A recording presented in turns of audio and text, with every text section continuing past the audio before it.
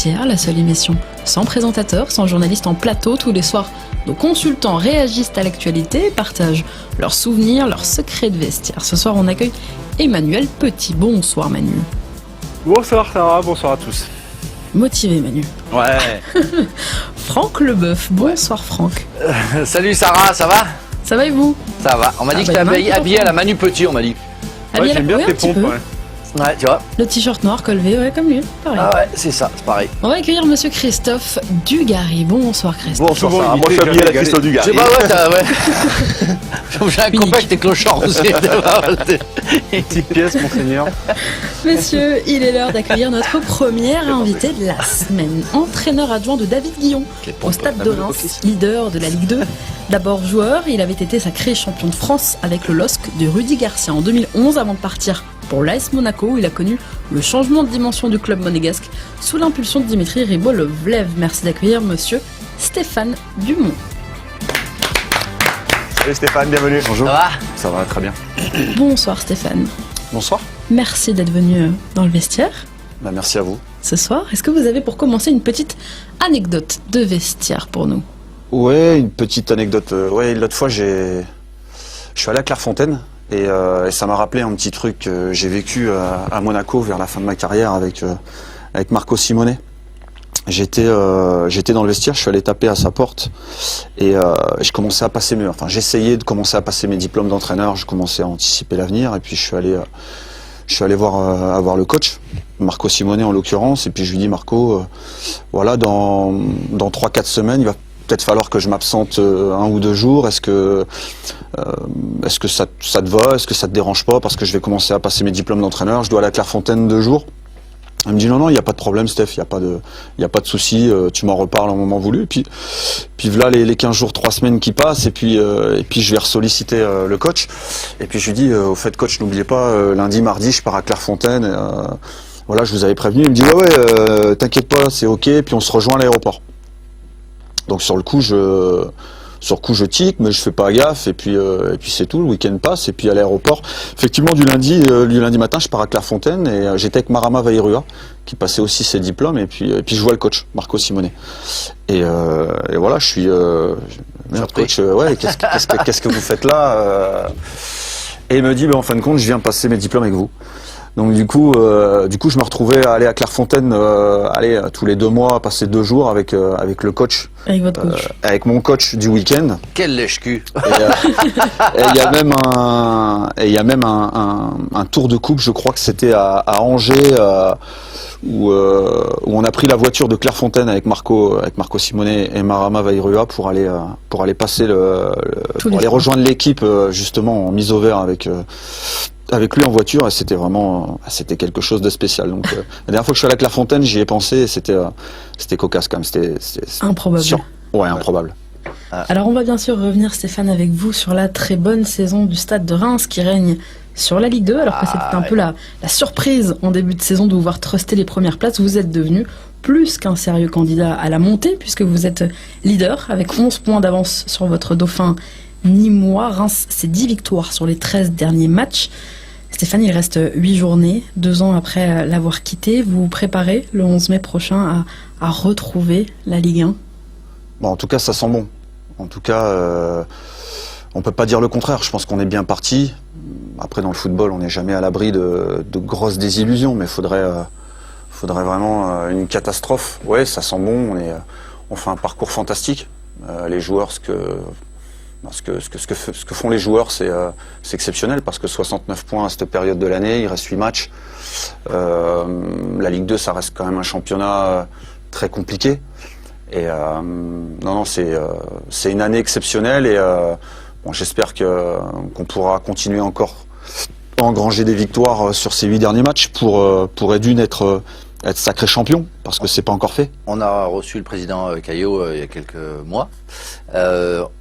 Est-ce qu'il vous a déjà parlé pour anticiper l'année prochaine le recrutement? Il commence à en parler tout doucement. Ouais. On commence à l'anticiper. Les défis et les chantiers. Oui, voilà, on commence à anticiper un petit peu. On évoque la suite, alors que ça soit en termes d'effectifs le nôtre, celui de cette année, anticiper pour l'année prochaine, des joueurs. Puis il consulte beaucoup le staff, il consulte beaucoup le coach, il nous fait confiance. Donc du coup, oui, on en parle tout doucement. Maintenant, ça reste quand même qu'à demi-mot parce qu'on en est que fin mars, début avril et que pour l'instant, il y a rien de concret. Mais encore une fois, ça sent bon. Alors le savant mélange rémois, c'est l'alchimie entre l'éclosion de ces jeunes joueurs et d'autres plus expérimentés dans le vestiaire. Est-ce que vous pensez, Stéphane, que cet effectif-là, justement, est prêt pour la Ligue 1 et les défis qui l'attendent? En tout cas, se stabiliser en Ligue 1, c'est un peu l'objectif, non? Ouais, voilà, prêt pour la Ligue 1, je sais pas. Enfin, en tout cas, à l'heure actuelle, c'est prématuré parce que la Ligue 2, la Ligue 1, il y a un fossé et c'est très difficile. Par contre, ouais, il y a vraiment des joueurs de qualité, il y a des joueurs mentalement armés. Et ça, c'est important aussi pour aller à l'étage du dessus. Après que, voilà, forcément, la Ligue 1, c'est un niveau supérieur et il faut être paré à tout ça. Donc forcément qu'il y aura du changement, c'est obligatoire. Mais voilà, il y a vraiment des qualités dans tous les domaines dans ce groupe et il le démontre. Il le démontre cette saison. Nous, on avait eu, à l'époque où on se battait avec Bordeaux en D2 avec Strasbourg, où moi j'avais l'impression que déjà à Strasbourg, le recrutement avait été fait pour la Ligue 1, enfin la D1 à l'époque. Vous, c'était différent parce que en fait c'était beaucoup de joueurs de D1 qui étaient descendus administrativement, que le club a gardé et vous avez dit, bon, vous êtes descendus, vous allez nous aider, puis on va remonter ensemble. Vous avez l'impression d'être un peu punis, mais en fait après ils sont vite remontés. Mais moi j'ai connu la Ligue 2, la Ligue 1 et la montée. Et c'est vrai que j'ai pas subi ça, se dire est-ce que l'année prochaine on sera assez fort. Ouais. On avait l'impression qu'on était déjà un club prêt pour la Ligue 1, quoi. Mais c'est vrai qu'on revoit beaucoup de clubs qui arrivent avec beaucoup de jeunes, avec quelques joueurs expérimentés, et on se dit là c'est un chantier, c'est un gros chantier parce que comment ils vont arriver, comme tu disais, à se stabiliser, c'est super compliqué, quoi. C'est ça. On l'a vécu avec Monaco qui remonte de Ligue 1 avec un effectif qui remonte de Ligue 2 en Ligue 1 avec un effectif de Ligue 1. Il y a quelques années. Avec Banid. J'en faisais partie. Non, avec l'équipe finale, avec qui finit deuxième là. Avec pas avec Banid. Non, avec Claudio Ranieri. Donc Claudio Ranieri. Ouais, du coup j'en faisais partie. Claudio avait remplacé justement Marco Simone à l'intersaison et c'est vrai que cette année-là, on a des joueurs. Cette saison où on finit champion de Ligue 2, on a des joueurs qui sont. Enfin voilà, Ferreira, Carrasco, Mendy, Germain, Kurzawa, Radji, Subasic. Ouais, t'as tous les jeunes qui arrivent en plus. Ouais. Voilà, donc c'était une équipe de Ligue 1 en Ligue 2. Ouais, c'est ça. Voilà. Messieurs, on va repasser à l'équipe de France. Vendredi, les Bleus se sont inclinés contre la Colombie, 3-2 au Stade de France. Si la première demi-heure a été convaincante, puisqu'elle a permis aux Bleus de mener 2-0 grâce à Giroud et à Thomas Lemar, l'équipe de France s'est faite remonter par des Colombiens qui n'ont rien lâché jusqu'au bout. Et c'est Didier Deschamps qui a fait trembler les murs du vestiaire des Bleus après la rencontre. Un coup de gueule, paraît-il, mémorable du sélectionneur des Bleus. Je vous propose de revenir sur cet événement et d'écouter un Olivier Giroud pour qui cette défaite face à la Colombie va forcément servir tant elle aura marqué les esprits. Face à la presse vendredi soir, Didier Deschamps était resté calme, mais n'avait pu cacher son agacement. Je ne vais pas dire que c'est une bonne chose parce que ça ne me fait pas plaisir du tout. Parce qu'on a fait certainement aussi un peu preuve de suffisance, peut-être aussi. Dans le vestiaire, le sélectionneur français a davantage haussé la voix, reprochant le manque d'implication défensive de certains et un état d'esprit général défaillant. C'est sûr qu'il nous a dit ce qu'il pensait de notre deuxième mi-temps.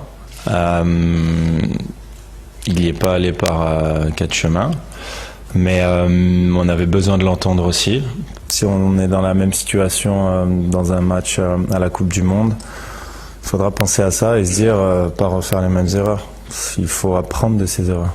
D'autant qu'en Allemagne, en novembre dernier, les Bleus avaient aussi mené 2 fois au score avant de voir leurs adversaires égaliser. Redressement attendu mardi en Russie pour un match amical face au pays hôte du prochain mondial. Didier Deschamps espère que la colère exprimée vendredi aura été bénéfique.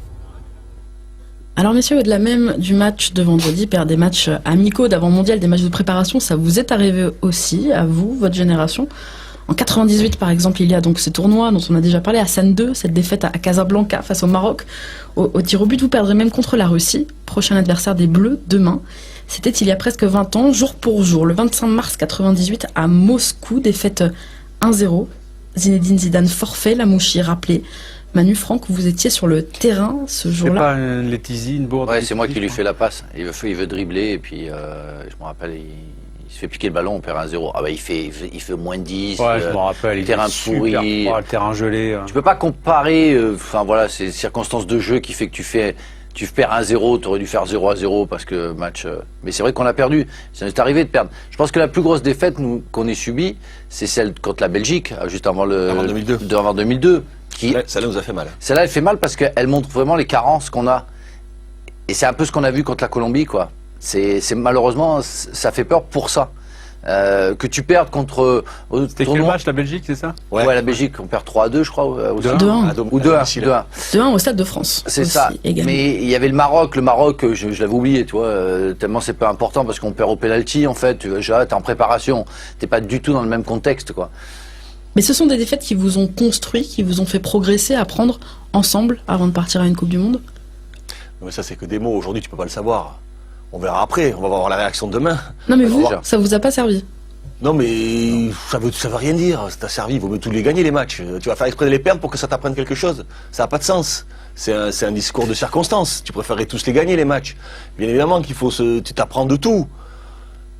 Mais je crois qu'il faut arrêter avec les mots, quoi. Il y a des actes. Non, mais il y a des actes qui comptent et ils n'ont pas été à la hauteur, quoi. Et qu'est-ce qu'on se dit à ce moment-là? Vous me disiez que la défaite 2-1 face à la Belgique vous avez fait mal avant de partir en Corée. On se dit que c'est inquiétant à quelques semaines d'un mondial En fait, on le partage pas. On le partage pas. Tout le monde a senti, avec des affinités, tu en parles. Moi, j'en avais parlé avec Manu, j'en ai parlé avec Bichente.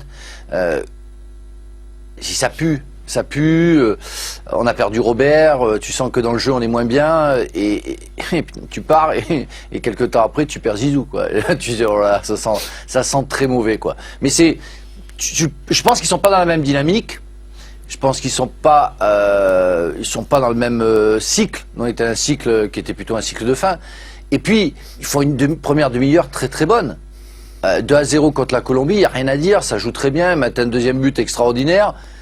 Et puis après, peut-être que la Colombie se met à jouer à son niveau et est capable de faire déjouer cette équipe de France, qui n'est pas, encore une fois, une équipe, un groupe. C'est de superbes individualités, mais ça peut s'effeuiller assez rapidement avec, encore une fois, pas de leader ou les leaders qui ne sont pas écoutés, je ne sais pas. Alors sur les 7 matchs de préparation avant le Mondial 98, il y a eu seulement 2 victoires. 4 nuls à l'époque et une défaite. Manu, justement ces matchs de préparation, est-ce que ça inquiète lorsqu'on a un parcours qui n'est pas linéaire, lorsqu'on a un parcours un peu compliqué? Là, on a vu les Bleus perdre face à la Colombie, vous aviez perdu, on l'a dit, face à la Belgique, puis face à la Russie en 98. Est-ce que ça inquiète? Est-ce qu'on se dit à ce moment-là que ça sent mauvais dans le groupe? Est-ce qu'on en parle entre nous et... Non. Non, pourquoi? Parce que moi, je fais la distinction entre deux choses qui me semblent très importantes, le match amicaux et la compétition officielle.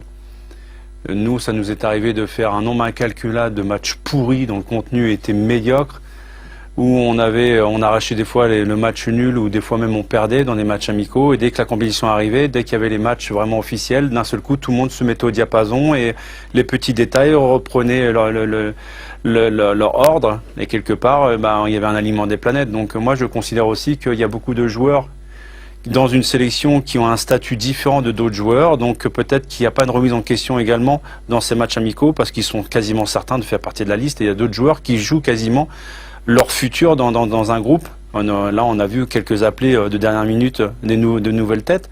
Je pense qu'ils ne sont pas dans le même cas de figure que des garçons qui ont 60 sélections derrière, qui sont sûrs de faire partie de la liste. Donc il faut remettre tout dans son contexte. Moi, quand je vois l'équipe de France faire un bon mondial en 2014 au Brésil, quand je vois ce qu'ils ont fait à l'Euro 2016, je me dis qu'il y a quand même dans cette équipe un esprit de compétition, et qu'il y a une grosse différence entre les matchs amicaux et la compétition. Moi, j'ai toujours considéré comme ça, en tout cas. Mais alors, si on est à titre comparatif, si on essaie de comparer, un 2-0 à domicile, jamais on perd. Je sais pas, c'est jamais arrivé. Jamais on perd. Et puis ensuite, excuse-moi, je vais juste finir. Le groupe a tellement changé. Championnat d'Europe, demi-finale, championnat d'Europe, j'ai regardé l'équipe qui a démarré le match là contre la Colombie et l'équipe qui fait la demi-finale de la Coupe du championnat d'Europe contre l'Allemagne. Je crois qu'il y a 4 joueurs qui jouent. Ça a tellement changé, le groupe il a tellement changé, c'est compliqué. Il y a une chose, je ne sais pas si vous avez regardé les autres matchs ce week-end, Moi, je me suis intéressé justement aux prétendants à la Coupe du Monde. Ils ont tous gagné. Non, mais dans leur façon de jouer, quoi. Ouais. Non, mais c'est pour Ça ça que fait flipper, quoi. c'est pour ça que je comprends ce que tu veux dire, Manu, mais je partage pas cette analyse-là. Manu, il fait cette analyse-là parce que justement après, on a su répondre présent. Le après, j'attends de le voir. C'est ça le truc, on le connaît On pas. sait pas. S'ils font une grosse Coupe du Monde qui vont en demi-finale, on dira des matchs amicaux. On s'en Mais fout. aujourd'hui, moi, sincèrement, ça m'a inquiété de voir aussi peu d'investissement, En deuxième aussi période. peu de dons de soi, aussi peu d'agressivité. Mais le talent, c'est bien beau le talent, mais toutes les équipes elles ont du talent. Tu gagnes pas des compétitions avec du talent, tu gagnes des compétitions avec un mental. Avec je vois 4 défenseurs. Et qu'est-ce qui explique ça, justement? Ils Parce défendent que- pas, ils ont pas d'agressivité, ils sont Qu'est-ce pas qui méchants. explique, qui explique la super première demi-heure et cette deuxième mi-temps insipide, même Moi, une Le fait proposition qu'ils aient tactique. lâché, Pour finalement. moi, c'est une proposition tactique différente. Les Colombiens étaient Non, il y pas avait là pendant un une état demi-heure. d'esprit qui avait disparu Oh, également. En mais l'espace tu dois d'un y quart répondre. d'heure. Ah mais non, bah, ils sont pas capables de répondre. C'est ça tout le problème de l'équipe de France. Ouais, mais Quelle est la force de caractère de l'équipe de qu'est-ce France? qui explique aussi l'autre visage des Colombiens? Est-ce que la première période, c'est parce que la France était super forte et les Colombiens ont été surpris, ont été pris au coup d'entrée? Je pense, ouais. Et qu'en deuxième mi-temps, parce que d'après ce que j'ai cru entendre de certains échos, que Falcao avait poussé une gueulante également à la mi-temps dans le vestiaire colombien et que les joueurs sont revenus avec une attitude complètement différente en seconde période. Donc, Non, mais Tu gagnes contre Non, mais- l'Allemagne 2-0, c'est ça? Non, on a les mêmes problèmes, 2-2. les gars, on a les mêmes problèmes depuis Ouais, c'est ça. depuis 2-3 ans, c'est les mêmes problèmes. Cette équipe est capable, par des coups de génie, parce qu'elle a du talent, de gagner des matchs, de faire des grosses demi-heures, mais elle a du mal à faire des matchs complets. sur 1h30. Parlez-moi d'un match, on me parle de match référence, sur 1h30, il y en a très très peu. Cette équipe a des soucis de concentration. Cette équipe, que ce soit offensivement ou défensivement, au bout d'un moment, beaucoup de joueurs décrochent, disparaissent pendant 20 minutes, prend une demi-heure, défenseur. Voilà, il y a un problème d'abnégation, de savoir ce que c'est que la gagne et l'investissement total. Mais ça fait 2 ans que c'est comme ça. Est-ce qu'il manque des cadres comme vous aviez à l'époque? Moi, écoute, On était tous des cadres. moi cette histoire de cadre, j'y crois pas. moi non plus. On était Moi, tous j'y des crois cadres. pas. on jouait. j'y Parce que crois les pas. cadres, quand l'équipe elle est la tête dans le saut, les cadres ils submergent aussi. pour envoyer un peu. Ils peuvent toujours pousser un coup de gueule à la mi-temps, mais moi je trouve que c'est des conneries ça. Des joueurs comme Didier Deschamps à l'époque sur le Mais non, terrain. on est- Didier Deschamps, quand on était nul, il était nul aussi. Non, mais voilà. Non mais Deschamps, tu veux qu'on parle de Didier Deschamps? On peut en parler de Didier Deschamps. Non mais Didier Deschamps, c'est quoi? Didier Deschamps, c'est un joueur moyen à la base, qui a un mental extraordinaire, qui a une culture de la gagne inégalée. Voilà. Et il y en a Son- pas dans cette équipe de France. Mais son des joueurs rôle, qui ont- c'est de faire passer ça à ces joueurs-là qui ont du talent. Moi, je suis à la place de Didier Deschamps, je suis très inquiet. Parce que la première des choses que Deschamps doit arriver à faire passer, ce qu'il connaît lui parfaitement bien, c'est cette culture de la gagne qu'il a eu en Italie notamment, ce don de soi, tacler le ballon, s'arracher, faire une escalope pour aller donner le ballon à un partenaire, voilà. Ça, je le vois pas. Et que ça, il n'arrive pas à l'inculquer à ses joueurs ultra talentueux, il doit être très inquiet Dédé. Mais Dédé, il gueulait, mais Dédé, il gueulait aussi pour rien. Des fois, on l'envoyait aussi se faire dans les roses, il gueulait pour rien. Ça veut rien dire de gueuler. C'est à chacun de faire un peu plus. C'est à chacun de faire un peu plus. C'est pas un mec qui va gueuler, qui va t'engueuler, tu vois, il m'a Mais engueulé, c'est et bizarre, je vais faire Duc, plus. c'est existe bizarre pas. quand même parce que donc si je te suis, ça voudrait dire que la majorité des joueurs qui composent cette sélection, qui pour la plupart jouent dans des très grands clubs avec des exigences que l'on connaît au quotidien. Ils sont pas des leaders dans leur grand club. Oui, mais Qui c'est est pas le leader problème, dans son c'est que club les mecs, s'ils continuent à jouer titulaire dans leur équipe, au Real Madrid, à Manchester, où tu veux, Ouais. en connaissant Joue à côté de Ramos, l'exigence dans ces clubs-là, c'est que quelque part, ils doivent rendre satisfaction. Ah mais aux ce entraîneurs. sont des joueurs de qualité, Donc- mais ce sont pas des locomotives. Et puis, Oui, mais c'est et ça que j'arrive pas à comprendre. un petit peu comme il dit Christophe, il y en a pas un qui est prêt à se salir. Est-ce qu'ils se sont pas vus Ils trop sont beaux à pas la mi-temps prêts à- en se disant c'est tellement facile? Mais bien sûr, ça fait partie du Moi, truc. j'ai l'impression que c'est Mais ça. même pas avant la mi-temps, à un quart d'heure avant la mi-temps. Mais je trouve que, et même, tiens, je vais prendre N'Golo Kanté, pour qui on a tous de l'empathie, qu'on trouvait. J'ai pas l'impression que ce joueur, il soit capable de devenir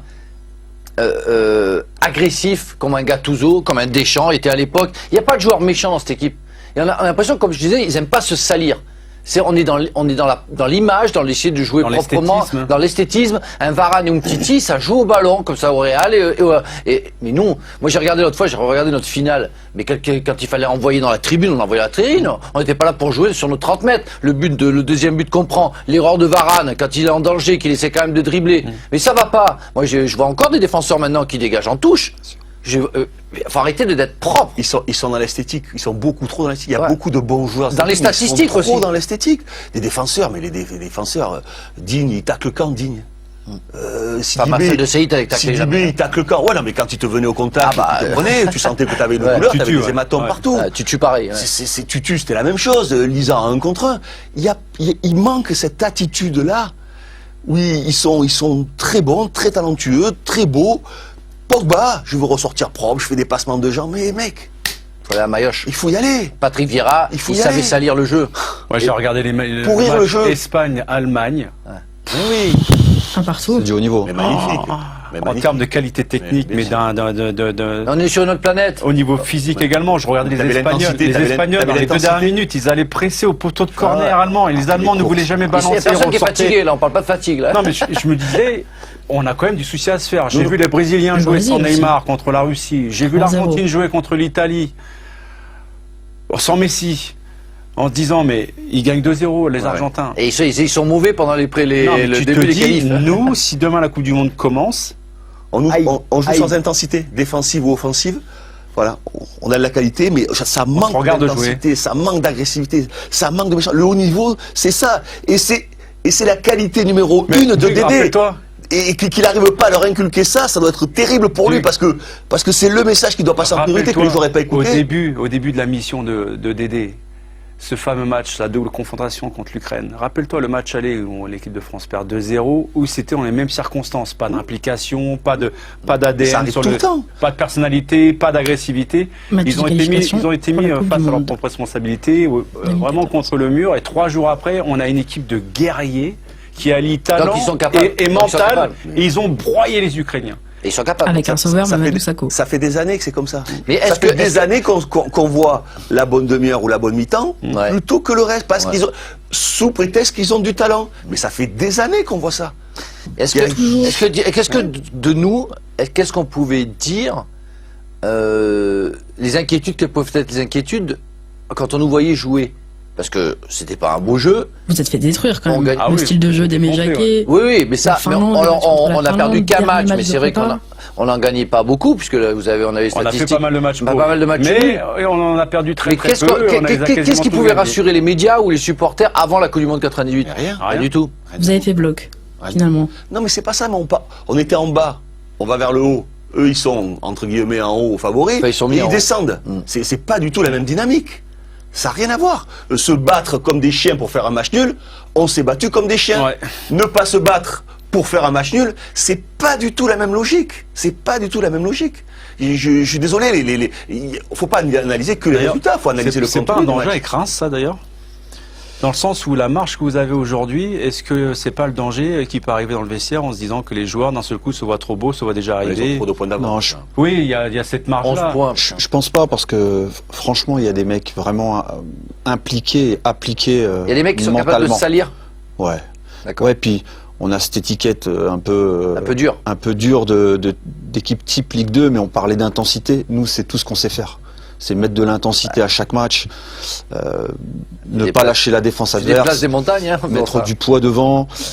Et on voit bien que allié avec voilà des choses dans le jeu, et La jeunesse, ça le fait la talent. différence. Moi, Mais- excuse-moi, pour rebondir juste sur, il y a un truc, une phrase qui me choque énormément, que je peux comprendre, mais qui me choque énormément. C'est la phrase de Griezmann. S'il a dit. Je veux pas être un leader. Moi, je veux être libre. Je veux faire comme je veux sur le terrain. Voilà. Tu l'as entendu cette phrase, Sarah?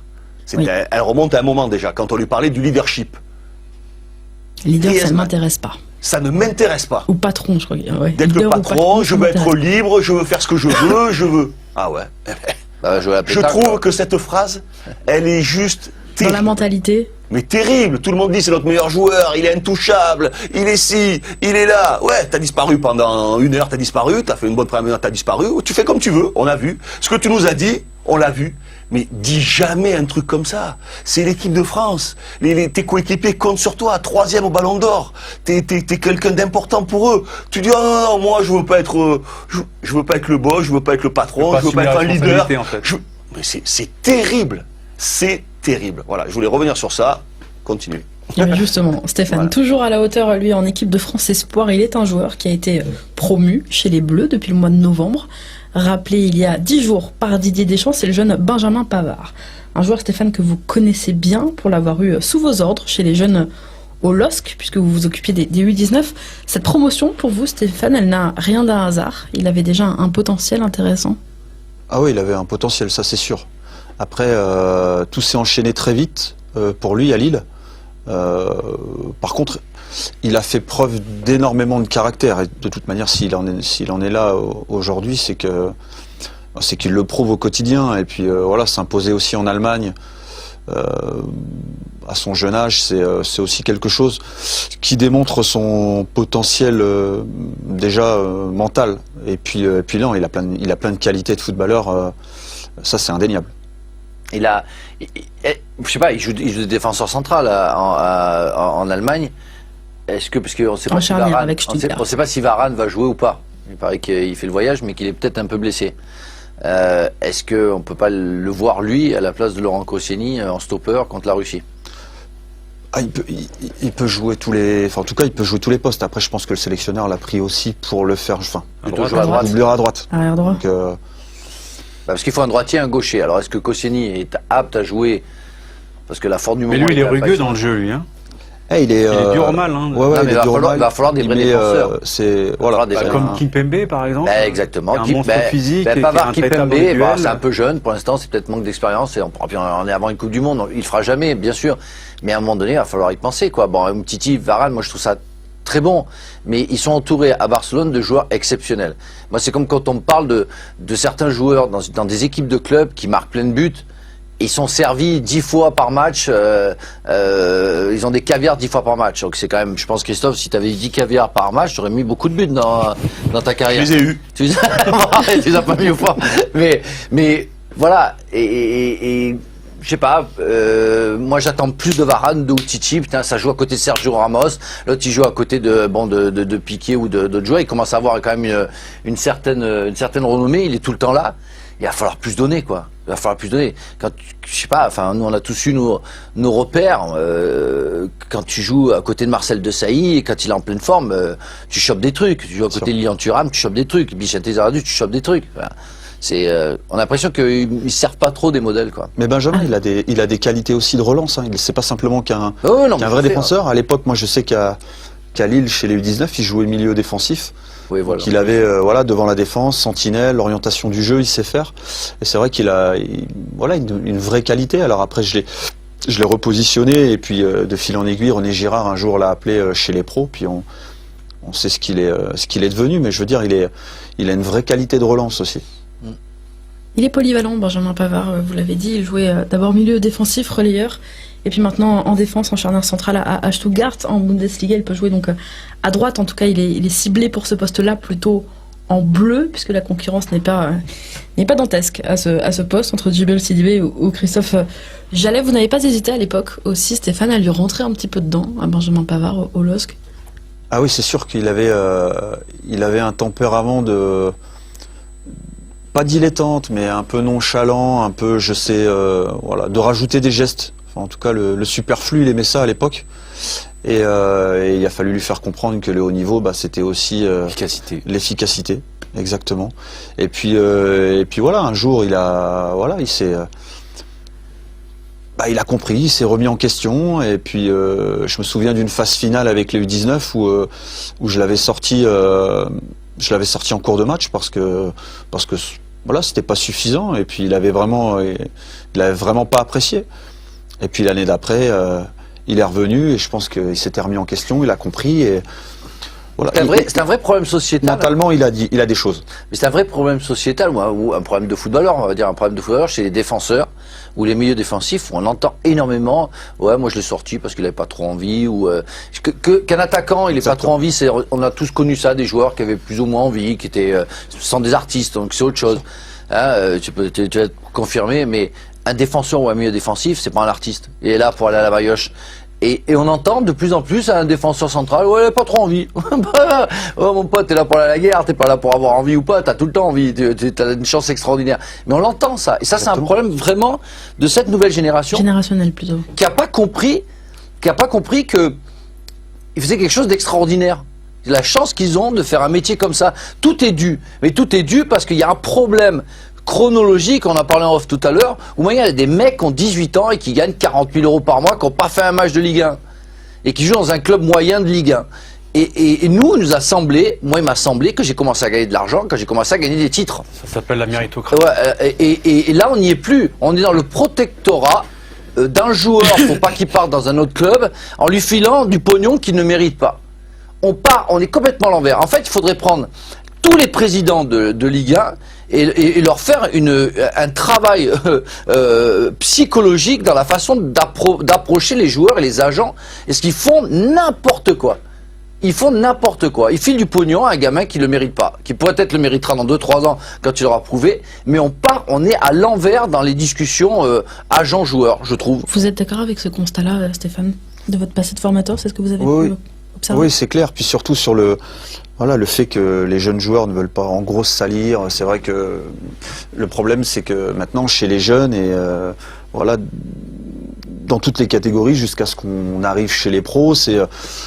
maintenant dans les centres, on prône le jeu, on prône la technique, les cheminements, les circuits de passe, le jeu fluide entre guillemets. Alors oui, on a tous envie à un moment donné, et moi le premier.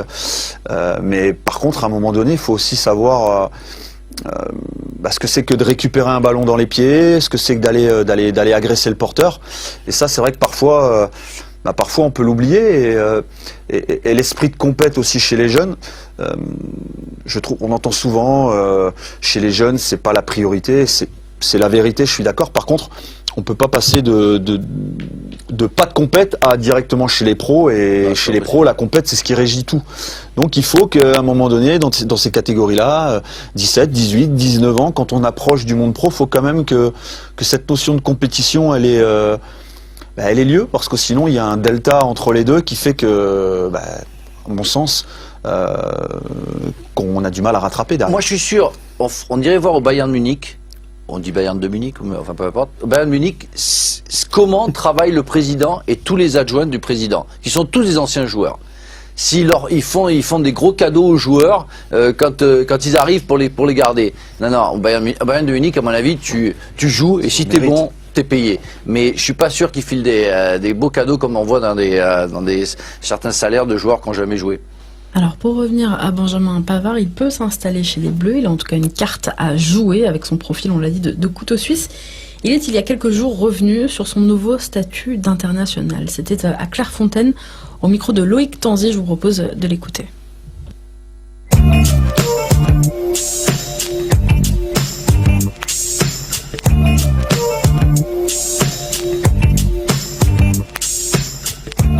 Benjamin, bonjour. Merci beaucoup d'être avec nous sur SFR Sport. Est-ce que pour vous, ce deuxième rassemblement, c'est une confirmation? C'est sûr, c'est une confirmation de mes bonnes performances en club et de la confiance du coach. Donc je suis vraiment très très heureux d'être rappelé en équipe de France A, quoi.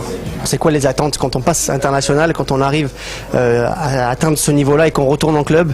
C'est quoi? C'est sur le terrain? Est-ce que les joueurs ils sont un peu plus durs avec vous? Oui, forcément, on va moins laisser passer deux choses. C'est-à-dire que, par exemple, on va louper une passe, forcément, on va dire que c'est un international, donc forcément, on a dû la réussir. Donc c'est des petits trucs, mais voilà, ça va me faire progresser et je travaille pour ça. Alors Christophe, vous avez été vous aussi très tôt sélectionné en équipe de France A, dès 94, juste avant l'Euro 96. Comment est-ce que vous avez vécu justement vos premiers pas en bleu par rapport à vos coéquipiers?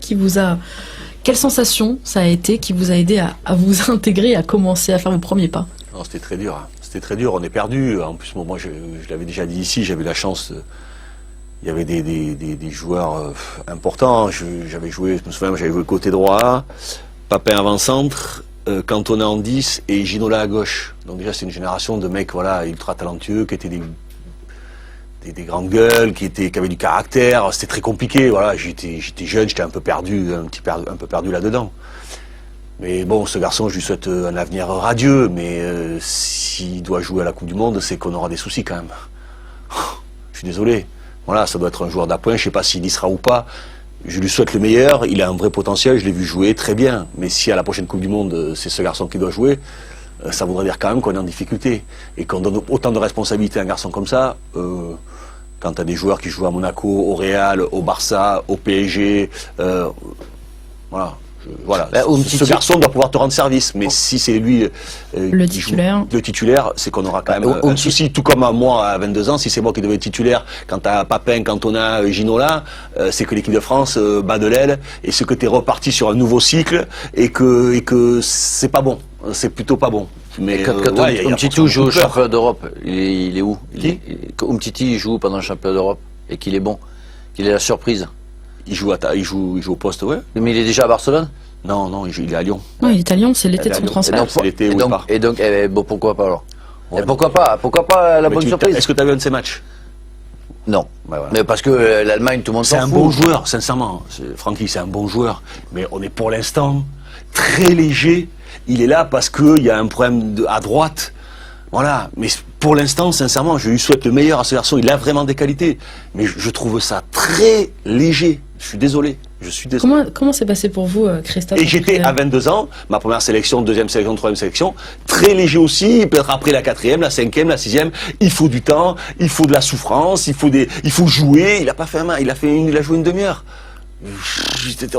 Voilà, si ce garçon réussit de bonnes choses, tant mieux pour lui, mais voilà. Comment ça s'est passé pour vous le retour au Girondins, le retour en club justement? C'est le statut qui change. C'est pas vraiment toi qui change, c'est le regard des gens qui change. Toi tu changes pas. Toi, tu essaies toujours de faire ton truc, tu as la même innocence, les mêmes soucis, les mêmes problèmes, la même volonté de t'imposer. Mais c'est le regard des gens qui change, des médias. Donc, ils te jugent plus du tout de la même manière. Quand avant, ils te mettaient un 7 dans l'équipe assez facilement, là, vu que tu es international, tu passes vite à 5. Donc, il faut montrer plus, on te demande plus, alors qu'avant, on dit, c'est pas mal quand même pour un jeune. Après, c'est pas assez pour un international. Donc, voilà, les yeux des gens changent totalement, le regard de tes partenaires, de tout. Les coéquipiers. Tout. C'est ça le plus difficile. Ils sont plus durs avec vous? Plus dur. À partir du moment où vous avez porté non, mais le maillot bleu. Il y a des regards qui trompent pas. Il y a des jaloux. On voit les jaloux après. Non, mais il y a des regards qui trompent pas quand tu réussis ou pas quelque chose sur le terrain. Les gars te regardent différemment. Ils ont envie aussi d'être international. Ça reste être international, ça reste le choix d'un homme et d'un sélectionneur. Pourquoi pas moi? Ouais. Les autres, c'est ce qu'ils se disent. Moi, j'ai joué pendant des années avec Jérôme Bonicel. Il s'est toujours posé la question. Il attendait les convocations. C'est vrai. Tout le temps. Il a toujours pas compris pourquoi c'était Lizarazu qui était pris et pas lui. Ou Candela et pas lui. Pourtant, ça me paraissait assez évident. Mais lui, il n'a jamais compris. Non, mais après, voilà, il y avait ça. Ça change. C'est le regard de tout le monde qui change. Et là, c'est compliqué. Quand t'as un gamin comme ça, c'est un bébé. On a fait quoi? On a fait une demi-heure d'émission. Et puis tu le vois, il a fait une demi-heure d'émission. Il a déjà tué Dédé, Pavard et Bonis. Non, mais attends. Parce que tu penses que c'est tuer Dédé que de dire que c'est un joueur qui avait plutôt des qualités de footballeur moyen, mais qui était surtout un gagnant hors pair. Mais c'est la vérité. Oui. Tu l'as déjà vu dribbler 3 mecs? Ouais, même un.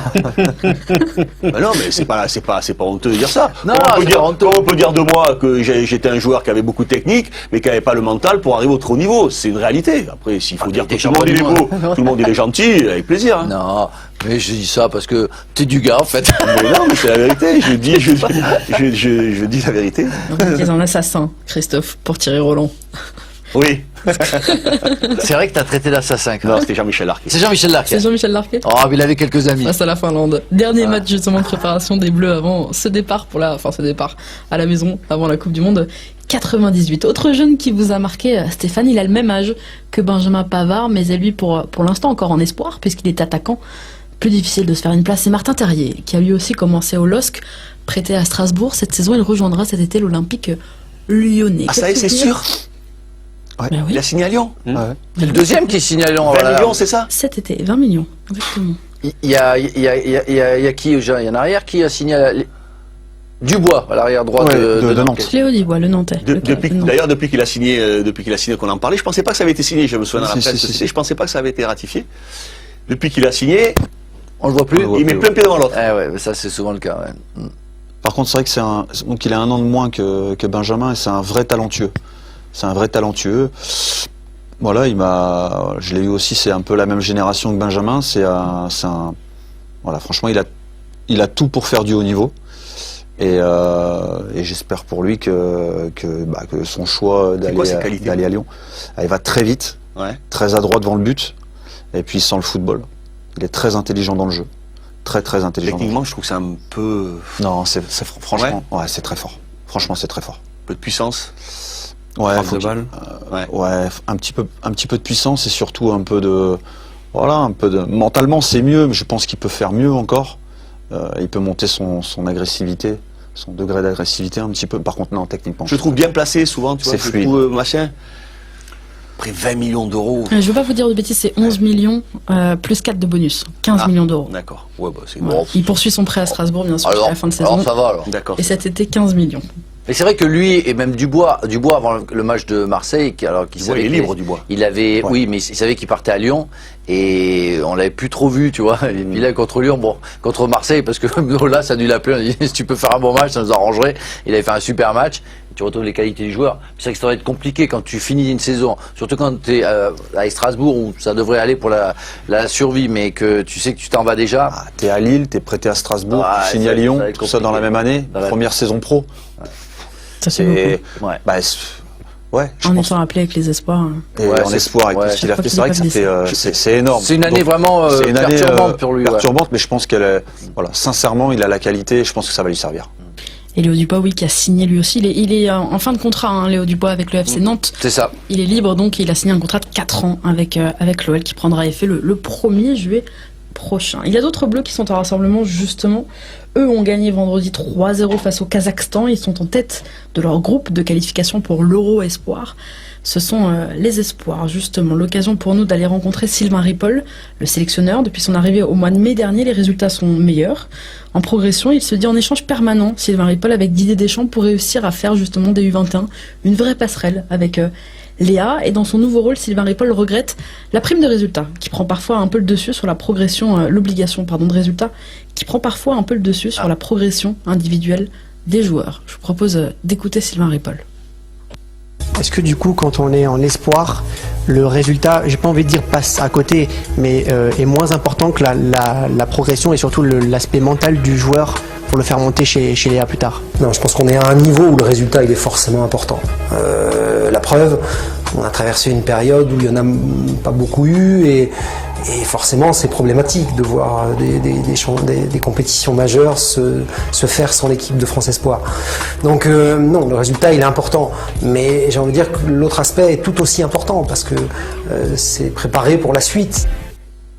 Un entretien signé Loïc Tanzi et les Espoirs qui affrontent le Monténégro demain. Moi je comprends pas trop ce qu'il dit parce qu'en fait il les a très peu de temps. Donc tu parles comment de... Si t'as pas une obligation de résultat, tu fais une sélection... En fait, tout le monde s'en fout un peu. Mais est-ce qu'on ne veut pas les préparer justement à aller en A? Est-ce qu'on va les faire progresser? Non mais c'est pas ça l'idée. Là, je parle sous ton contrôle. C'est compliqué. Mais avant, tu dois pas avoir une obligation de résultat. En U15, en U14, en U16, où là, tu as des entraîneurs qui privilégient le résultat au fait d'amener ces jeunes-là. Ces jeunes-là sont pas faits pour gagner le championnat. U15, U16 ou même la Gambardella. Ils sont faits pour être en pro à un moment et arriver en pro bien cuit, comme il faut. À 19-20 ans. Ouais, mais en espoir, non. À 21 ans, tu dois bien évidemment que le résultat est très important parce que tu es censé déjà être préparé pour ce niveau-là. Mais c'est le problème avant dans beaucoup de centres de formation. Exactement. Où beaucoup d'entraîneurs veulent sauver un petit peu leur place, veulent faire des résultats pour éventuellement eux aussi trouver un autre club ou être montrés qu'ils sont des bons entraîneurs.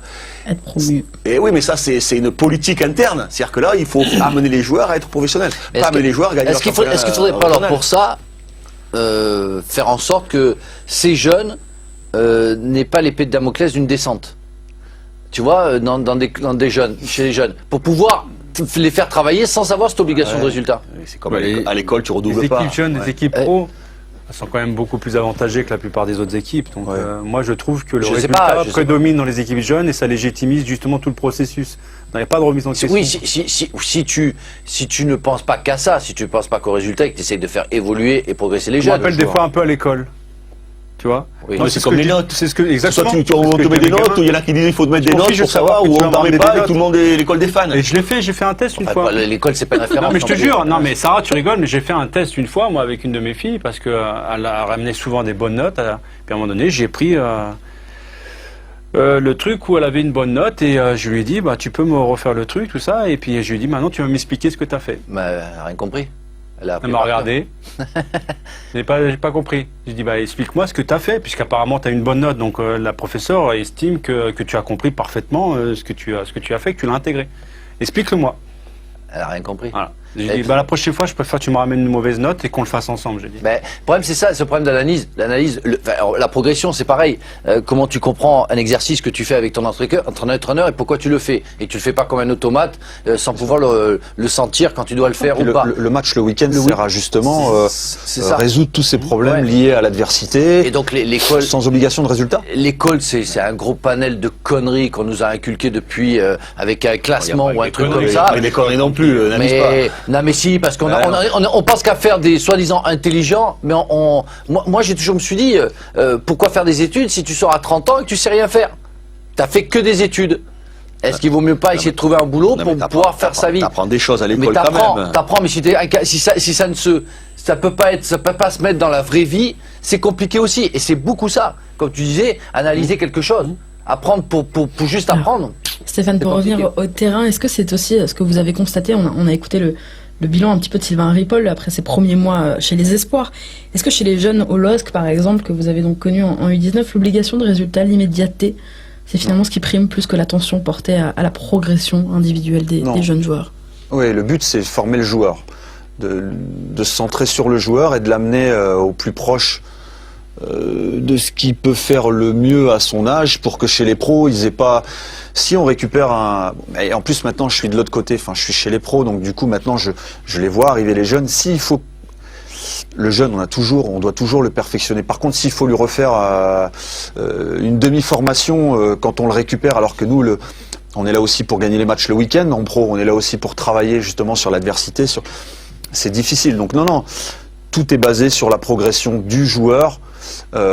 Pour qu'il soit au mieux pour qu'il arrive au taquet chez les pros, ou en tout cas ce qui peut le mieux. Par contre, à un moment donné, plus on s'en rapproche, plus je pense ce côté compétition, on doit commencer à le mettre en place parce qu'encore une fois, chez les pros, ça régit beaucoup de choses, la compétition, et on peut pas arriver sans l'avoir vécu, sans avoir vécu ces moments de tension avec ce match couperé. Faut y arriver progressivement. Par contre, quand on a 12, 13, 14 ans, encore une fois, je pense que les matchs, et au LOSC c'était le cas, il n'y a pas de priorité compète, c'est juste résoudre tous les problèmes qu'on a vus la semaine, mais avec une opposition, avec un style différent en face, avec des joueurs généralement d'un an de plus, parce qu'on essaye de jouer un peu plus jeune pour développer d'autres choses, ce genre de choses. Il y a quand même un système de concurrence qui existe très tôt. Moi je le regrette, franchement je le regrette, parce que j'ai eu cette expérience-là, où mon père a refusé, alors qu'il y avait des recruteurs qui venaient, j'avais 10 ans et demi, il dit non, il partira pas avant 16 ans. Vous le laissez tranquille, jouer dans un village avec mes potes, à l'école, et puis j'allais au stade en face, et ça m'allait très bien. Mais toi, tu l'as connu plus jeune, on est allé chercher très très jeune. Toi, je sais pas si on a eu de chercher très très jeune aussi. Oui, très jeune aussi, ouais. Et moi, je regrette ce sentiment de concurrence qui existe, et de grande compétition qui existe dès le départ, qui en fait tue la joie et le plaisir de jouer. Et on voit des joueurs blasés à 20 ans, 21 ans. Et ça me sidère, moi, ça. Et vous êtes passé... de quelle concurrence quand tu es au centre de formation? Ouais, quand tu es au centre de formation, puisque moi j'ai jamais ressenti une concurrence au centre de formation. Parce que tu étais peut-être le plus fort et que tu t'en es pas aperçu. Je savais que je jouais mon avenir, donc à cet âge-là, c'est dur à intégrer aussi. Ouais, mais elle est là. On l'a joué tous. Il y a une concurrence, mais moi j'ai jamais senti de jalousie, de bâton dans les roues. On était tous chacun défend son truc. Tu es dans une... vous les gars, vous étiez les meilleurs, vous étiez titulaires. Le pauvre gamin qui avait 12-13 ans, qui était remplaçant, il l'a senti comment? Mais après, mentalement, c'est une épreuve, importante pour se développer, je pense. Bah oui, aussi. Moi, j'étais pas dans j'étais pas le plus fort dans toutes mes catégories. Par contre, ça m'a amené à développer un mental. C'est ce que j'allais dire. Et j'ai réussi. J'ai été un joueur moyen. Par contre, il y en avait certainement, je pense, à mon sens, des meilleurs dans mes catégories, mais qui n'ont pas réussi parce que mentalement, n'ont pas vécu ce que j'ai vécu. Et moi, j'ai vécu ça. C'est-à-dire ne pas être le numéro 1 à chaque fois. Oui, peut-être, J'ai Manu, vécu ça. mais peut-être que toi, tu as réussi. J'ai vu des joueurs plus talentueux qui n'ont pas réussi. Oui, mais moi aussi, hein, je l'ai vu, même en jeune, tu les vois. J'ai vu On peut miser ça uniquement et seulement sur le mental ou sur l'abnégation, le travail. J'espère pas. Mais par les épreuves qu'on a endurées aussi, font développer des choses que les autres n'ont pas vécues. C'est pour ça qu'il faut une élite. Tu as toujours besoin d'une élite. Aujourd'hui, que ce soit à l'école ou ailleurs, on te dit qu'il faut que tout le monde soit sur le même pied d'égalité. Je suis pas d'accord. Il y a une concurrence de tous les centres de formation à quel dans le centre foot, c'est va pareil. pouvoir avoir tel joueur.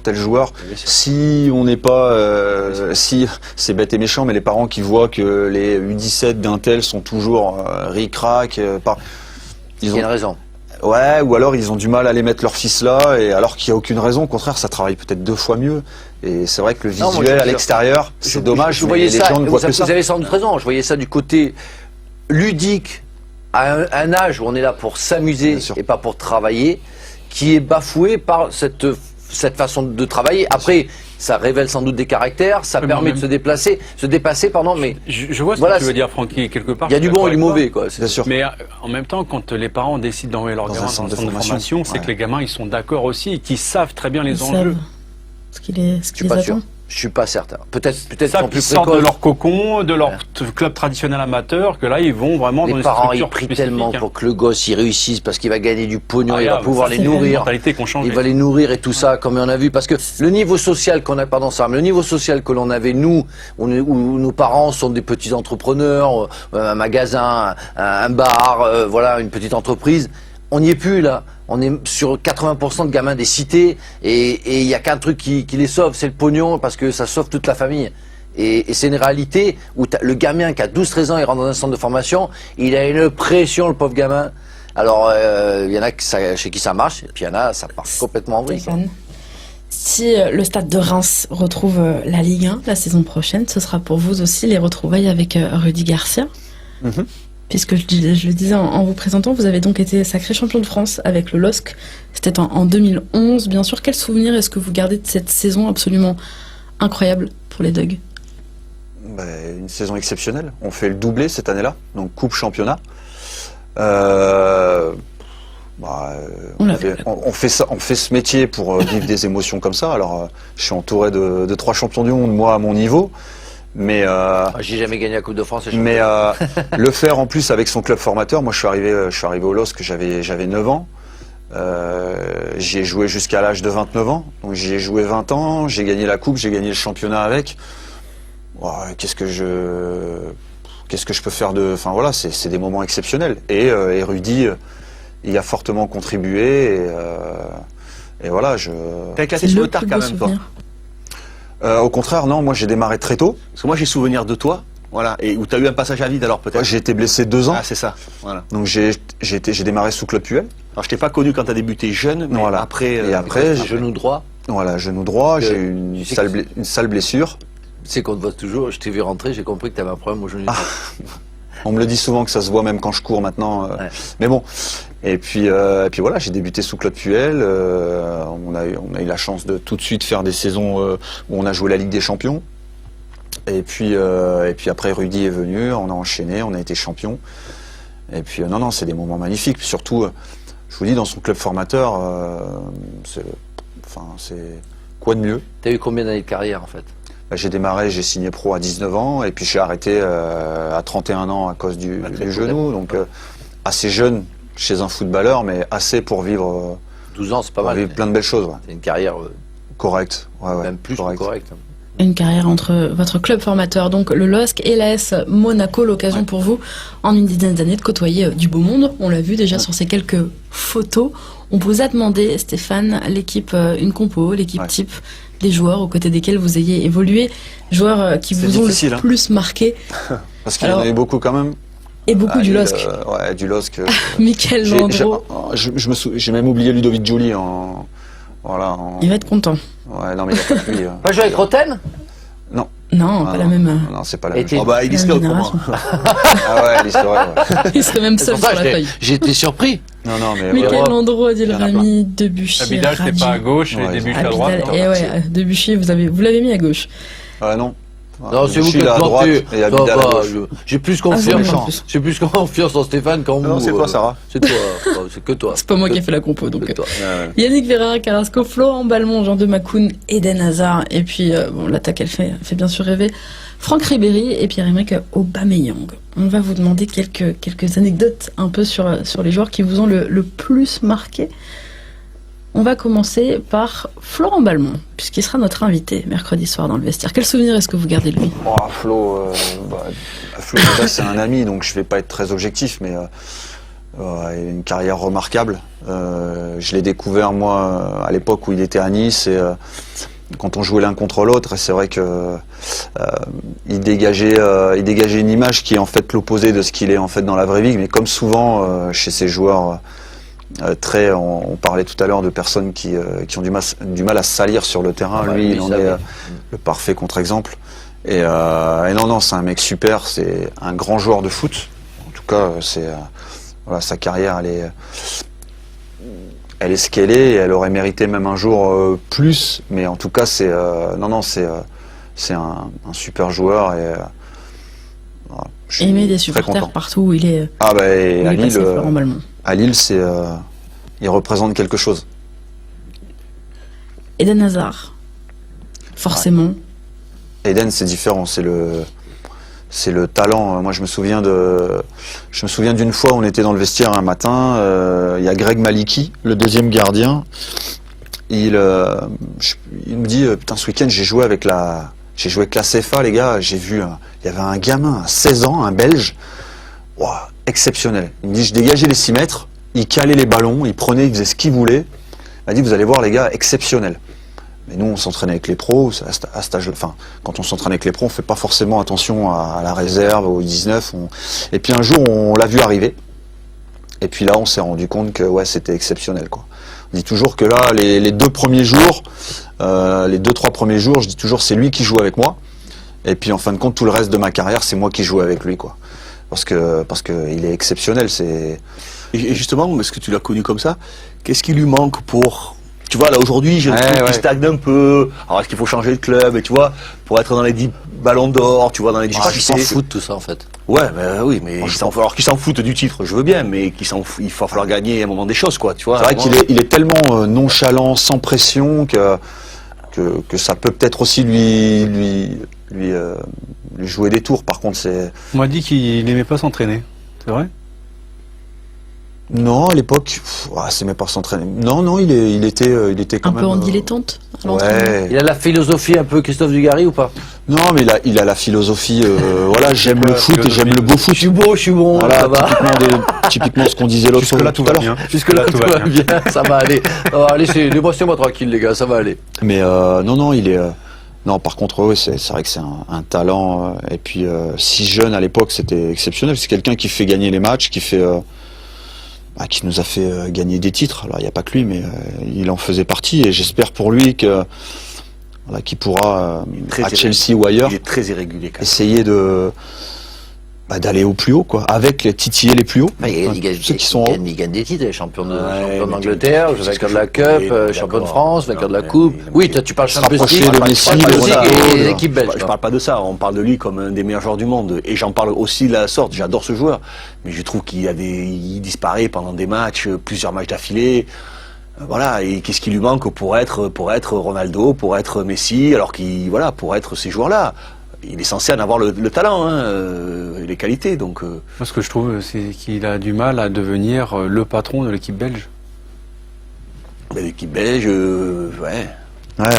Est-ce qu'il faudrait qu'il change de club, trouver un autre championnat, peut-être aller en Espagne, un championnat un peu différent, peut-être? Il faut dire que dans la physionomie dans laquelle je comptais des fois certains matchs, j'ai une pensée pour Eden Hazard.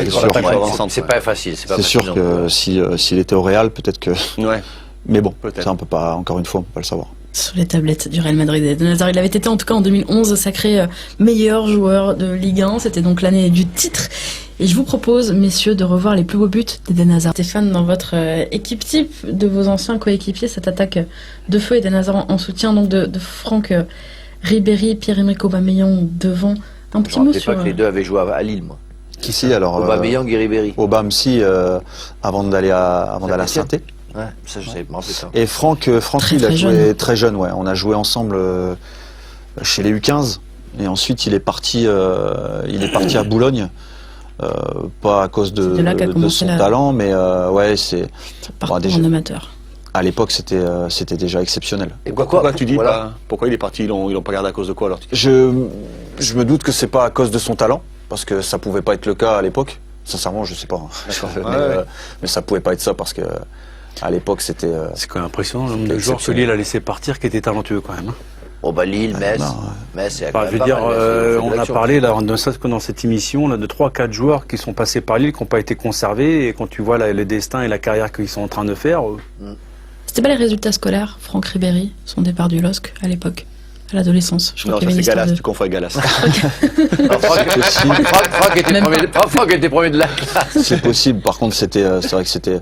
À son âge, je me souviens, à l'époque, quand on était plus jeune, on faisait des tournois on fait tous des tournois quand on a 14-15 ans et il était au-dessus. Et c'est vrai que c'était déjà un bout en train. Je pense il l'est toujours, mais c'est le pitre de l'équipe et il était très chétif à l'époque. Il était très petit, très maigre. C'est pour ça qu'ils l'ont pas gardé, non? Trop frêle. Très petit, très maigre et c'est vrai que c'est devenu un vrai athlète et un vrai joueur de foot. Et justement, c'est quelque chose aussi dans votre passé, on va revenir à Franck Ribéry, mais avant ça, dans votre passé de formateur, justement, quand Manu disait trop frêle, trop chétif, ça n'a pas du tout évolué, ça, pour vous, justement, ce profil de joueur en France? On n'aime pas trop, on préfère les gars un peu physiques, costauds? Si, ça a évolué, je pense. Enfin, en tout cas, nous, ce que j'ai connu encore l'année dernière au centre, non, ça a évolué maintenant. On fait vraiment attention à... Non, il y a des critères vraiment importants et l'intelligence de jeu, c'est prioritaire. Donc, prioritaire sur le physique? Ouais. Moi, je trouve que ça n'a pas évolué assez, moi. Mais... Après, c'est sûr que ça pourra encore changer, mais ouais, non, mais pas, il y a pas. Enfin, j'ai jamais entendu, moi de mon côté, la priorité c'est le muscle et lui qui gagne pas un duel parce qu'il est trop frêle. On te le dit jamais. Bien sûr. On te dit jamais ça, on te dit jamais les gars on prend des mecs costauds, je parle de foot donc il faut être par contre on a déjà eu tu vois sur des décisions, on prend plutôt le plus costaud plutôt que... Ouais, pour faire de la compète peut-être au départ, c'est pour en revenir à ce qu'on disait tout à l'heure. Par contre non, moi j'ai le souvenir de joueurs très frêles qu'on avait encore il y a peu de temps et qu'on faisait évoluer, qu'on gardait justement parce qu'on savait que un jour, ça ferait la différence. Et après, est-ce que ça évolue partout pareil? Ça, je le sais pas. Mais en tout cas, de ce côté-là, je pense ça essaie d'évoluer. Je crois que le PSG essaye d'évoluer dans ce sens chez les jeunes. J'ai cru le comprendre et on le voit d'ailleurs parce que quand on les joue et quand on les jouait maintenant dans les catégories de jeunes, c'est bien moins athlétique entre guillemets qu'avant. Ouais. Mais je pense que c'est dû aussi à la personne espagnole qui est venue chez eux. Ouais. Les entraînements à l'heure actuelle, au niveau des jeunes, tu sors de formation, mais je pense également au niveau de la cellule professionnelle, ils sont toujours traditionnels, c'est toujours sur herbe. Ça dépend, sont sur herbe le plus souvent. Maintenant, on a souvent des problèmes avec l'hiver, notamment à Lille. Ça, c'est une nécessité à avoir des terrains deuxième génération au niveau de... Ouais, c'est un second choix quand l'herbe n'est pas... sinon, c'est toujours sur l'herbe. Qui incite les entraîneurs à changer de surface. Oui, exactement. C'est ça que je trouve bizarre avec l'évolution du football, en sachant également qu'il y a eu... Il y a des joueurs quand même majeurs qui ont été formés dans l'urban foot, le foot à 5. Et que souvent sur le terrain de jeu du foot traditionnel, on retrouve des fois des zones de jeu où ça ressemble beaucoup à du foot à 5, tu vois. Et je trouve dommage que au niveau des jeunes, mais également au niveau professionnel, on nous apprenne pas à jouer différemment sur différentes surfaces, avec à la fois au niveau technique, mais également dans le déplacement. Je trouve qu'on est trop cantonné à chaque fois sur le foot à 11, alors qu'on pourrait prendre justement de l'extérieur des choses qui pourraient nous améliorer à l'intérieur des séances. Ouais. Non, mais à l'intérieur des séances, il y a on fait plein de simulations à 6 contre 6 sur une zone de terrain pour travailler les relations entre les couloirs. Sur l'herbe. Ah oui. Moi, je te dis sur les surfaces différentes, sur des surfaces comme ça, des surfaces dures où le ballon est plus rapide, où il faut être plus doué tactiquement, il faut avoir la semelle beaucoup plus proche du ballon. Après, le danger de ça, c'est que le week-end, après, on retrouve la compétition sur l'herbe. Et puis maintenant, surtout chez les pros, il y a un gros chantier, c'est que le changement de surface fait énormément de blessures aussi. Donc du coup, c'est vrai qu'on est toujours cantonné. Dans ce cas-là, tu réduis les séances. C'est pas obligé de faire 1 heure sur des séances comme ça, quoi, tu vois. Préfère axer sur la qualité que sur la quantité. Moi, je trouve qu'il y a trop de paramètres. C'est un peu le principe du tennis, quoi. Le tennis sur gazon, le tennis sur terre battue ou la surface dure. Tu joues pas le même tennis. Mais ça, je pense que c'est pas la même chose. Des spécialités, à chaque fois, tu as des spécialistes en fonction des terrains. Le synthétique, je pense qu'il l'est, et je pense pas me tromper, surtout chez les clubs amateurs.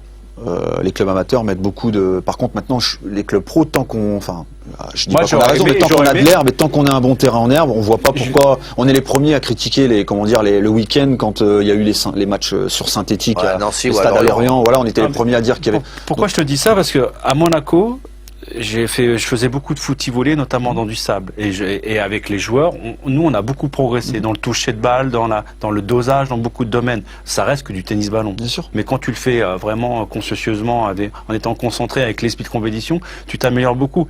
La même chose quand j'étais à Arsenal, où souvent Arsène Wenger, pour nous couper un petit peu notre quotidien, nous amener faire du basket, différents sports collectifs.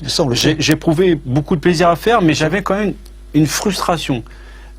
Moi, j'aurais adoré qu'un entraîneur me dise aujourd'hui, on va s'entraîner comme je le faisais quand j'étais jeune au niveau amateur, mais par des besoins aussi météo. Quand le terrain était gorgé d'eau, on nous amenait dans une salle. Moi, j'adorais quand il pleuvait parce que je savais qu'on allait en salle et qu'on allait pratiquer un football différent. On le fait. Non, mais on le fait parfois. Mais on le fait, on le fait une fois de temps en temps. T'as les Iniesta, t'as les Ben Yedder, t'as des joueurs quand même qui se sont formés au foot à 5 aujourd'hui. Ce sont des références techniques sur le terrain, quoi. Ça, nous, quand il pleuvait à Laval. Je sais pas, moi, c'est un truc. Si j'étais entraîneur, c'est un truc que je mettrais en place. Vous avez intérêt à nous faire l'entraînement. Ouais, moi, je trouve ça bien aussi le futsal. Ouais, ça amène quelque chose. Ah, c'est autre chose, hein. Techniquement, c'est autre chose. Puis il faut voir vite, il faut jouer une touche de balle. Le ballon va plus vite, tout est plus vite, les petits espaces. Je trouve que c'est très intéressant. Mais ça, une fois de temps en temps, tu vois, une fois tous les 15 jours. T'as vu, ils jouent tous avec la semelle en salle, tu vois. Ouais, mais après, il y a salle. Les chevilles, les genoux. Oui, mais. Il y a salle avec terrain dur et salle synthétique, c'est pas la même chose aussi. Tu les renforces, tes chevilles, tes appuis, tout ça. Et Wissam Ben Yedder est le premier joueur à avoir porté le maillot donc de l'équipe de France de futsal et le maillot des Bleus. Donc pour l'instant, il a une défaite à la sortie. Donc, on va lui souhaiter autre chose. Tu vas jouer demain. Je le souhaite. Messieurs, J-5 avant le retour d'Anthony Joshua, le champion du monde de la catégorie reine, de la catégorie des poids lourds, remonte sur le ring samedi. On va le mettre au milieu avec l'équipe de France. Sur SFR. À côté d'N'Golo Kanté. Là, plus aucun ballon passe. Lui, il va se salir. Néo-zélandais Joseph Parker, affrontement, donc duel d'invaincus, 4 ceintures sont en jeu. Tout ça donc devant plus de 80 000 personnes au Principality Stadium de Cardiff. Bande annonce. Anthony Joshua, superstar depuis qu'il a effacé Vladimir Klitschko.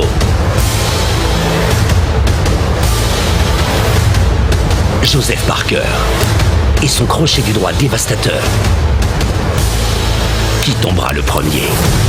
Joshua Parker, samedi 31 mars sur SFR Sport 1. Le terrain. Et dès demain, revivez à partir de 20h45 la dernière défense de titre du champion du monde WBO.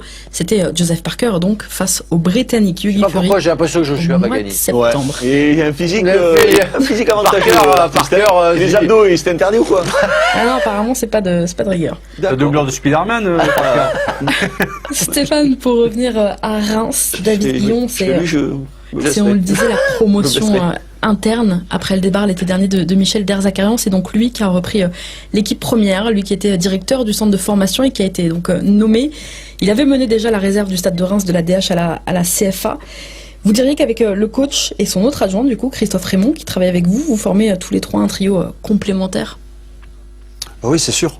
On a la chance d'avoir déjà d'avoir été appelé par le coach et surtout qu'il nous fasse confiance comme ça au quotidien. C'est un coach qui responsabilise beaucoup son staff, qui me délègue beaucoup. Et c'est une marque de confiance, donc je lui en suis reconnaissant. Et puis c'est vrai qu'on travaille, il y a un staff vraiment compétent là-bas, donc à tous les niveaux. Et ça se ressent aussi parce que les joueurs le sentent. Et j'espère que ça va continuer le plus longtemps possible. Comment ça fonctionne? Parce que tu parles de responsabilité. Est-ce qu'il vous... Il me délègue beaucoup. Il délègue beaucoup. Il y a une, te laisse il y a une trame. Entreprise quelquefois, mais Bien il y a une sûr. trame au départ. Bien sûr. Vous devez, quand vous acceptez le job, est-ce qu'on vous propose, il vous dit voilà, moi je vais jouer dans ce système-là, je veux Non. faire comme ça. C'est pas comme ça. Non. Parce que tu as tes principes de jeu, Oui. tes idées sur le football et j'espère qu'elles correspondent à ce Mais que lui il veut. Exactement, mais c'est lui le boss. C'est lui le boss. Donc il va te dire Alors peut-être après, des moi, choses que toi tu n'aimerais pas peut-être faire. Exactement. Après, à moi d'amener ce que je pense. Mais encore une fois, j'ai la chance. Il n'y a pas de frustration alors. Bah, il peut toujours en avoir, mais après comment dire, on sait pourquoi on est là aussi, et puis encore une fois, c'est lui le patron. Donc moi, je suis derrière lui, je lui amène ce que je peux lui amener, et encore une fois, je le répète, il me fait énormément confiance, et donc je suis valorisé tous les jours. Prochain match, Stéphane, 31e journée de Ligue 1, déplacement à Nancy pour creuser encore un peu plus l'écart. On va essayer. C'est toujours un terrain synthétique à Nancy ou Non, non, ça bon. change. En plus, ils sont dans la Ils charrette sont pas très à bien, Nancy, ils sont hein. pas très bien. Ils sont barragistes. Ouais, malheureusement, Ils sont 18e. Après, c'est la jungle. c'est le football. Hein. Ouais. Plus généralement, pour revenir à ce rôle d'entraîneur adjoint, justement, Stéphane, quelles sont vos prérogatives exactes? Comment est-ce qu'on gère, ce que disait Franck, justement, ce partage de pouvoir? Bah, très bien. Il n'y a pas de partage de pouvoir, il y a une hiérarchie. Il y a une hiérarchie. Moi, je suis au service du coach, au service des joueurs, de la direction. Après, j'amène ce que je pense amener mes compétences. Et puis au quotidien, voilà, j'anime les séances, je les conçois avec le staff. T'aspires un jour à être numéro 1? Ouais. C'est ce que tu veux dans l'absolu? Ouais, un jour, j'aimerais le faire. Ça n'existe pas un adjoint qui va rester adjoint, si? Il y en a, je pense. Ouais. Ouais, il y en a qui sont faits pour ça. Il y en a qui veulent pas voir autre chose. Moi, je sais que qu'un jour j'aimerais entraîner. Ouais. Après, je sais aussi pourquoi je suis là, et pour l'instant, on avance tout doucement, et j'en suis Et tu reconnaissant. préfères une place d'entraîneur numéro 1 en Ligue 2 ou adjoint en Ligue 1? Non, La question. De toute façon, je peux pas. Pour l'instant, je peux pas le faire puisqu'il y a toutes les réformes de diplôme, et Il n'a pas le choix du choix. Et j'ai pas le choix, mais Ce sera non, là, je suis très bien avec le coach. Tu seras adjoint l'année prochaine. Et En Ligue 1. Adjoint l'année prochaine. Et je le souhaite, mais normalement c'est bien Et parti. la prochaine fois, tu diras au président, il a offert un maillot à Moscato, à Charvet. J'ai vu ça, ils sont passés à Reims ces derniers temps. Et j'ai toujours pas de maillot, moi. Mais il faut aller à Reims, Arrête de Franck. gratter, Franck. Je suis pas Il va gratté. regarder l'émission là. Oui, mes parents, ils sont nés à Reims. Oui, bah alors. Bah, allez-y. Ils ont qu'à aller l'acheter alors. Je vais aller l'acheter. J'ai pas le choix. J'ai pas le choix, je vais l'acheter. Donne l'oseille, putain. Merci le gâteau, il a beaucoup pas d'oseille. d'être Ah, c'est venu vrai. nous voir. On vous souhaite bon courage pour cette fin de saison, et bien sûr au bout, la Merci montée, on vous le souhaite. On espère C'est vous gentil. retrouver en Ligue 1 la saison prochaine. Merci Nous à messieurs, on se retrouvera demain 22h45 dans le vestiaire. D'ici là, Allez. prenez soin de vous. Merci Sarah. Bonne Merci. soirée à tous. Ciao tout le monde. Je vais l'appeler le président, surtout, je suis à panne.